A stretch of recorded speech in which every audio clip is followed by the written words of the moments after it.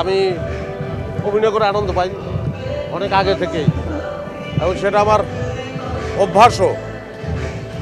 আনন্দ পাওয়ার অভ্যাসে আনন্দটা একটা পুরস্কার, এটা বাড়তি পুরস্কার। আমি দুইটাকে এইটা একটু বড়, ওইটা একটু ছোট, এভাবে আসলে ভাবতে চাই না। যখন জুরিদের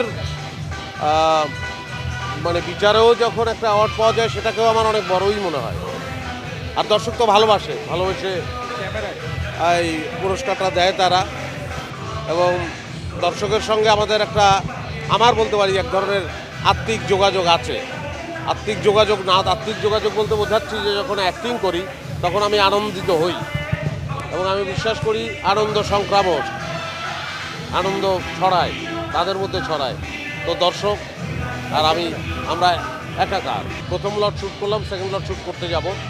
আসলে আগভাগেই কিছু বলতে চাচ্ছি না, যতটুকু অ্যাক্টিং করলাম তাতে ভালো লাগলো এই আর কি, এবং কাজটা সফল হোক সেটাই চাওয়া। বড় পর্দার কাজ সামনে আসলে এখন পর্যন্ত কথাবার্তা হচ্ছে, কিন্তু সিগনেচার করা হয়নি এখনো।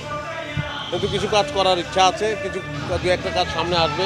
দর্শক ভালোবাসলে তো সিনেমা বারবার করতে চাই, অনেক সিনেমা করতে চাই। সকলের বাংলাদেশ চাই, সকলের অংশগ্রহণমূলক বাংলাদেশ চাই, এবং ওই তো শান্তিটা চাই, এই আর কি। সামনে নতুন বছর আসছে, শুভেচ্ছা সবাইকে।